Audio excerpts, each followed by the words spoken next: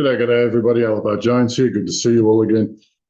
I'm a founder and leader of the EarthGuard Astral Projection Group. Our goal is to fly around and make the world a better place. So far, our work has been primarily about pushing demons off planet and ending the phenomenon of demons on Earth. And we've been fairly successful. In fact, for all the stuff we've done, we haven't had a counterattack in the last month, I think it is, because their groups are so uncoordinated, discoordinated that they can't field troops against us. It's awesome. But you know, that's not the only thing we've been doing. This little video is to summarize 3 different missions that we're on.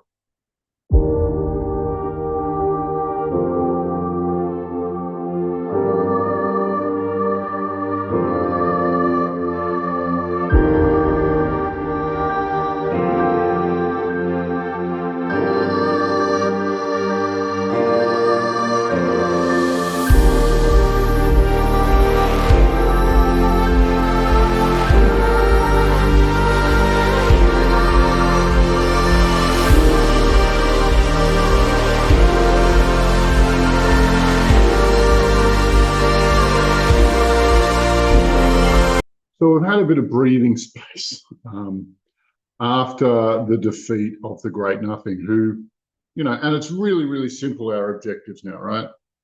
The hierarchy goes the Great Nothing, Demonkind, and the demon-possessed leadership caste. The Great Nothing's nowhere to be seen here anymore. His demons are in disarray, and now it's time to go after his human servants. And so one of the things we've done a few things, because now that we're not fighting demons, we can actually start accelerating what human beings are capable of and starting to change the nature of the magnetosphere or the shared field around Earth.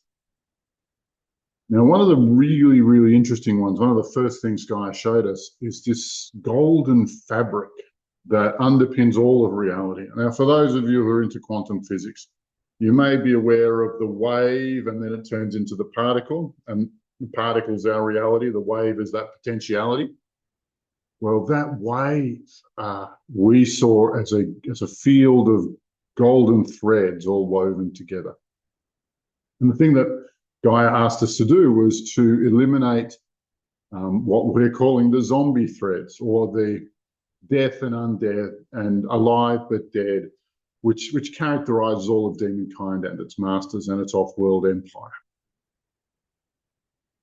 And so that death undead, that clawing at life to make sure they don't go into complete death, was 6% of the fabric reality. They had managed to capture or embed themselves in 6% of the field, which, considering they don't belong and they shouldn't exist, it's quite wild that they were there at all. But, you know, Guy, one of the first things Guy asked us to do was to comb that out, to get rid of that. And so we did. Long mission with the leader of the European team. She's just so good flying with her. One of the other missions we did was about collective consciousness and controlling collective consciousness. Now, what I think we found was a leftover from Moloch, because it just feels like Moloch. This was Moloch's big apparatus to manipulate humankind. And it's always about selling out your morality to get ahead.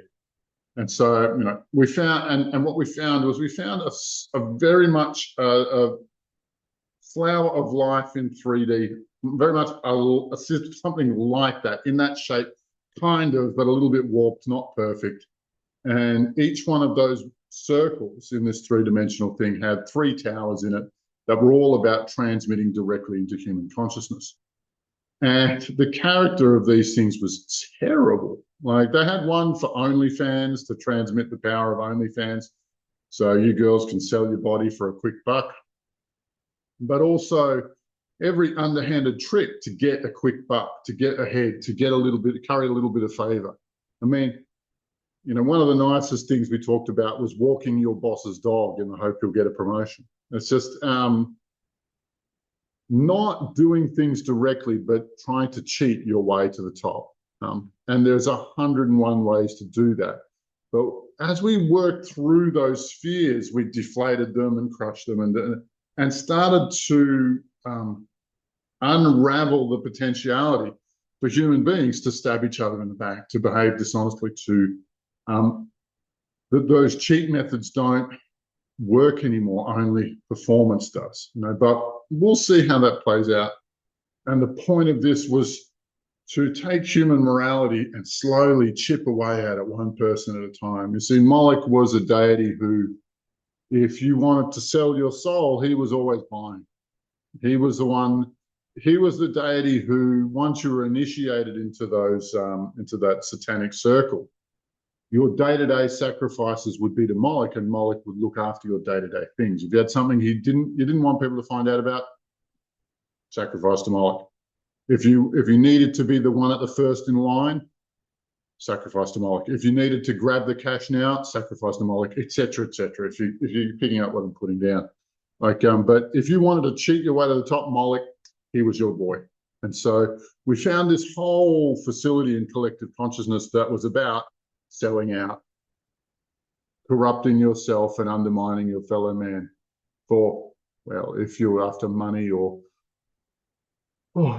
power or women or men or whatever it is your thing is, That's one of that facility is something we trashed, which is something we're quite proud of because every politician who's out there doing country wrecking policies, like you see all through the West at the moment, well, they went through that process, and that process no longer exists. Hey! So Klaus Schwab will find it even harder to recruit his young global leaders and shapers.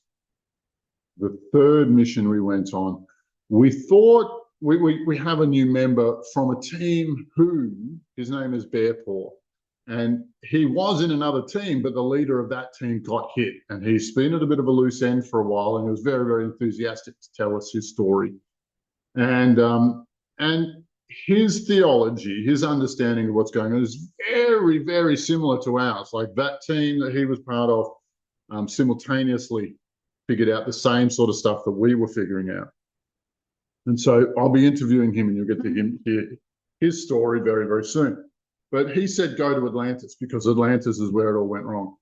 And our team went there, and there were so many stories. There's so many versions. There's so much illusion. There's so much diversion in there. It's just a mess. Trying to get to the bottom of what happened at Atlantis, we failed.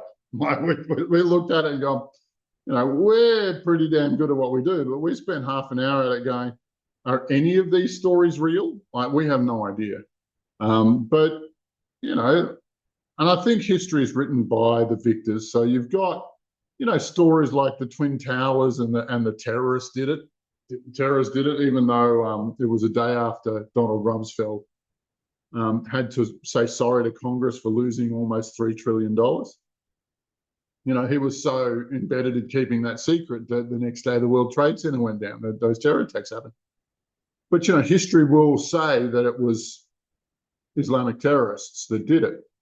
And I just think that that's what's happened to Atlantis. Like, give or take the same time, you have Sumeria and Semiramis, who were the surviving group of that satanic cult. You see, Babylon didn't make it, Egypt didn't make it, but it seems like the Sumerian group, they survived, and probably that religion was continued in Rome. But we went down to, and so the story is always about Atlantis. It's not about Sumeria.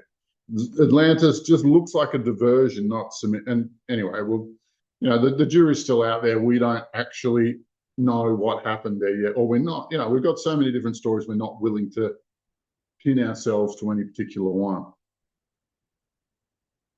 But what we did find was, and you'll hear this from Bearpaw, this dynamic between the masculine and feminine has been really, really bent.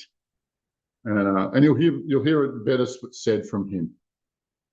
Though what we saw was that part of the divine feminine was trapped.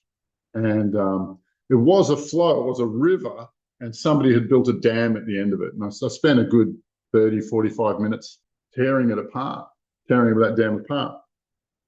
And that energy was pretty upset and was out there, to destroy the modern thinking, destroy the modern world, so that all of those different things, like this technology, God bless it, we've got to use it, like things like this, that attract people's attention.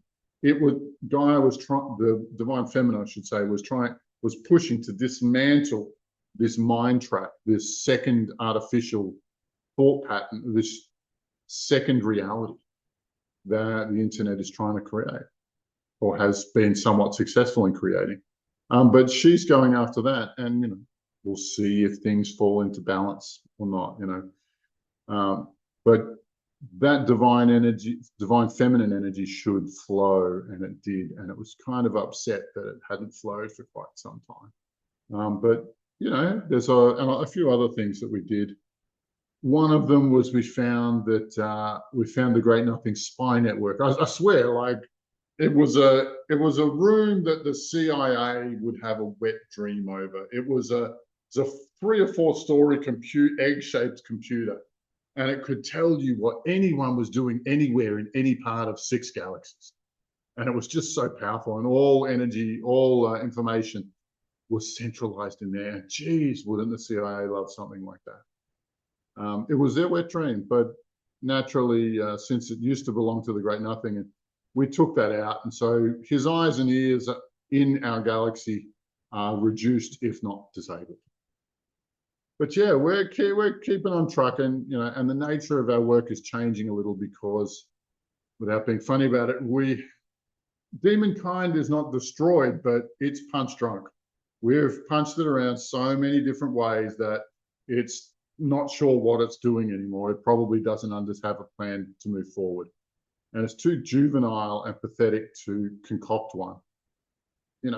Our understanding is that since we've taken the major demons off the table, like the key players, then those second rank demon lords are all fighting it out to see who's going to be the big cheese. And I don't think any of them are actually qualified to do it, because the thing that they need is they need to intimidate the entirety of demonkind. Every single demon needs to be scared of one character, and that used to be Lucifer. But he's been slapped around in so many ways. He's ineffective, or wherever he is, we're not 100% sure. Or if he's even still alive, or if he's not. It's not a force to be reckoned with anymore. He's not even on Earth anymore. So he's been beat. And without him to intimidate every other demon and stay in line, it's not working. And so you have all these demon lords who are too busy fighting each other, which means that our team and other teams like us are free to operate in anywhere, in any way that we want. You see, nobody in our team has received a psychic attack in the last month. And I'm guessing you guys aren't really either, but I'd love to hear your reports on that. They're too busy with internal decision making, internal brawls, to actually deliver the kind of pain and emotional trauma that they love to deliver to humankind. They're just too busy doing something else, too busy fighting for their own survival, maintaining their own fiefdom. So anyway, this is good news. I think we're forging ahead. What collective consciousness looks like in the future, we're not really sure, but we're going to keep cleaning it up and cleaning it up and cleaning up. And so I hope that you guys all find this helpful and or useful. But it means that it's no longer anti-negative; it's starting to go into the positive. But we're having a good time. Look, go and check out my new website, theearthguard.org, where we talk about the things there that we can't talk about here. And yeah, my love to you all. Like and subscribe to the video and all that jazz. May the force be with you. Bye for now.